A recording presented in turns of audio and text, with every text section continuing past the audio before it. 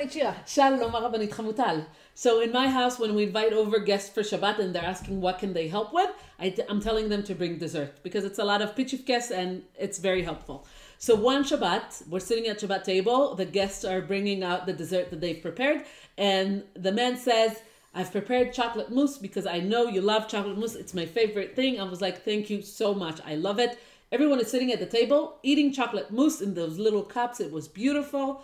And then everyone taking one bite, second bite, and then he says, when you'll finish eating, I'll let you know what the chocolate mousse is made of. Oh. That was already alarming because chocolate mousse is supposed to be made out of chocolate. Yeah.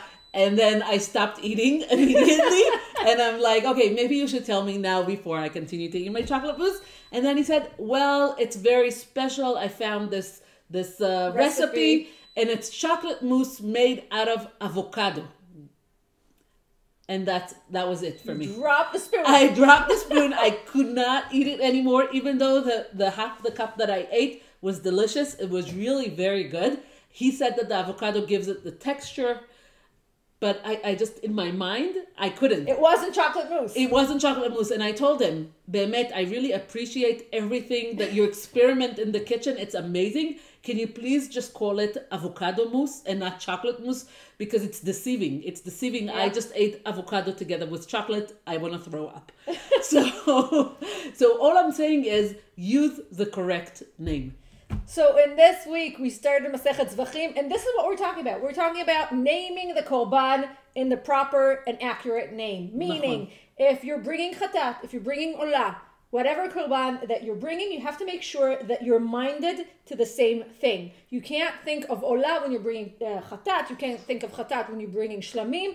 It has to be exactly you're bringing and you're aiming and you're thinking about the right korban. And if we'll zoom out a bit more, what we're saying is that it has to be synchronized, meaning we have to be completely synchronized between the action and the mind, the kavanah and the ma'aseh. They have to be exactly the same. And if we have three criteria that the Mishnah is telling us, if we're missing out in one of those criteria, then the kavanah and the ma'aseh, the mind and the action, when they're not the same, then it's disqualifying all of the korban. Yeah. So the Mishnah starts in mamash at the beginning of the Masechet, כל הזבחים שנזבחו שלא לשמם כשרים, אלא שלא עלו לבעלים לשום חובה, חוץ מן הפסח והחטאת. So all the korbanot that we used the incorrect name, not the correct name, in order to bring them, and there wasn't the intention with the name that we used when we sacrificed, they're all fine. You can still eat them. You have to bring another korban. You have to bring another korban, but you can use the meat, you can eat the meat, except for chatat and pesach. Yes, and the Rambam explains that you have three different criteria. שלוש מחשבות הן שפוסלות את הקורבנות. So in three different types of things, if you're not thinking about it, if your intention is wrong, the korban is pasul. One, shinui Hashem, meaning if you're thinking, like we said, about olah, and you're bringing shlamim, it doesn't count. Or you're bringing shlamim and olah, and you have to think only about shlamim, doesn't count. So machshevet Hashem, it's all about the name, like the avocado mousse. Second thing, מחשבת המקום, ששחט את הזבח לשמו על מנת לזרוק דמו ולהקטיר ממנו דבר הראוי להקטרה חוץ לעזרה. If you're supposed to bring the korban inside the azara or outside the azara or eat it in a different location, it has to be done in the right way. In the exact proper place where it was meant to be. Yeah. And if you're doing it wrong, around, next to, then it disqualifies the korban. And the third thing is machshevet hazman, meaning if you have to bring korban pesach b'yudaled b'nisan in the afternoon, you can't bring it a day before, a day after. It has to be precise. And also, if it has to be eaten that night and you're eating it the next day, also pasul. So it's about the time, the place, and the name of the korban, which really defines the right way to bring a korban.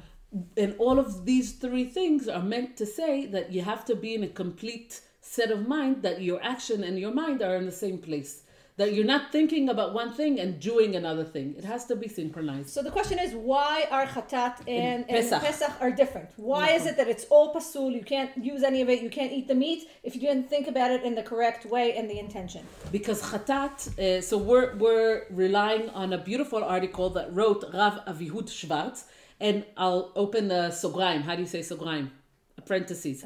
I'm opening apprentices and saying that in Masechet Zvachim, There's so many topics that I didn't know them. I'm not familiar with them. So finding shiurim, finding articles, finding books that are explaining and giving deeper meaning and spiritual meaning to everything that looks so technical in the Masechet, it's beautiful. So we highly recommend. So Harav Avihu Schwartz write about Chatat and Pesachim, and he is saying, because korban chatat, you have to be, the whole idea of the korban is that you are being sorry about something.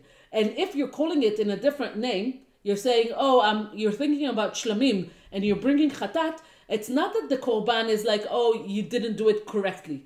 You're missing the whole aim, the whole goal of the korban, because everything about korban chatat is about what are you sorry about? And you being sorry or regretting something that you have done. So if you don't have the right set of mind, so the whole purpose of this korban, you missed it. And you can't make amends if you're not thinking about making amends. So that's why it disqualifies the korban completely and you can't eat the meat. And same thing with Pesach. Pesach is very particular in the purpose of this korban. And if you're not calling it in its right time, in its right place, to eat it, and in the right name, then you're missing out of the whole purpose of korban Pesach, and therefore it disqualifies all of the korban. Right. In Daf Yud Aleph Amud Bet, Ben Azai is adding a third korban. He says, we know that מקובל אני מפי 72 זקנים ביום שהושיבו את רבי אליעזר בישיבה, שכל הזבחים הנאכלים שנזבחו לא לשמם כשרים. We said, you have to bring another korban because you weren't minded, but you can still eat it except for חטאת ופסח. ולא הוסיף בן עזאי אלא העולה ולא הודו לו חכמים. So he says also korban olah, because everything goes to Hashem. There are no other parts for you to share. It all goes up to Hashem on the korban. He says it's also like Pesach and Chatat. You have to be totally minded, and you can't use it completely if you didn't have the right intention.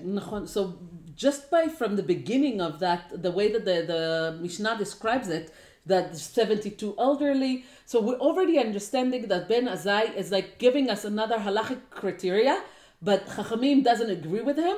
And he's saying that because the whole 72 skinim is because he doesn't have a source to his svara, to his halachic ruling. He doesn't have a Mishnah or a Tosefta or Braita that is saying that also Olah is in the same criteria as Chatat and Pesach. And basically what he's saying, this is tradition. I have it. Masoret shekibalti, that's a thing that passed down in the generation. I've learned it from the 72 elderly, and it's coming down in the generation, and that's how I know it. But not everyone is receiving his halachic opinion.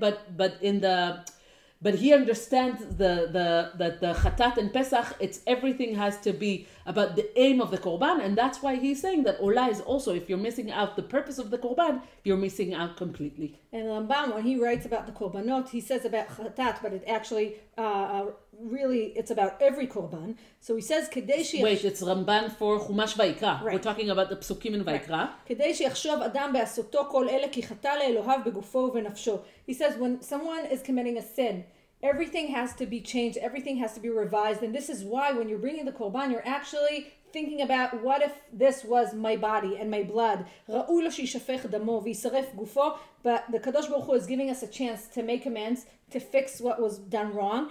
And this is why if you're not intentional about this, then you're not doing anything. So it's all about having the intention and the action together.